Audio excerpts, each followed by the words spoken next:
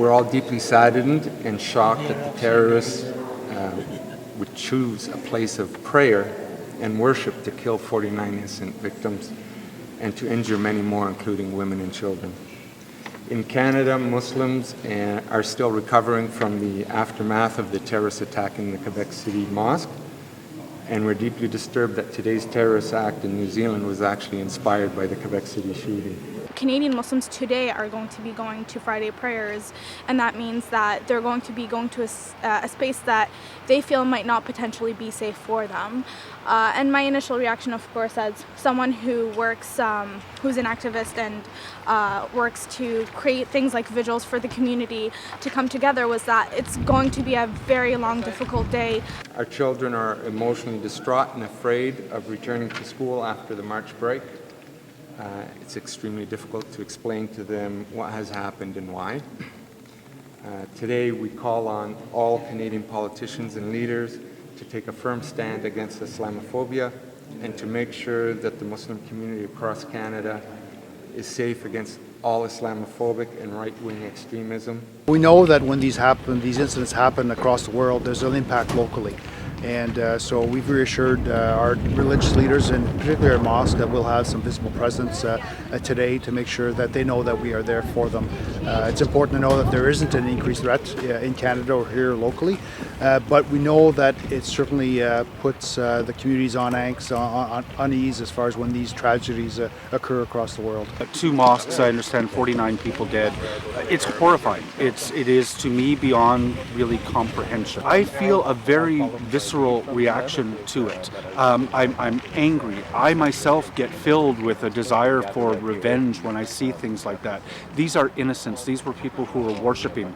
And it scares me that I live in a society in which this happens, not just once, but over and over again. Being together with Muslims and allies is really important. Having other Canadians come and say, hey, I heard what happened, I believe it's horrific, and I'm here to do what I can to make sure that you as a Canadian Muslim feel that you can practice your faith without judgment, without potential of violence. Those are generally the steps to making community members feel safer. And do you feel unsafe yourself? Of course. Not only on today's events in particular have caused a sentiment of unsafety, but as a Muslim woman who wears a headscarf, it's not just in private spaces like mosques where potential horrific events could take place, but in public spaces, often remarks, comments.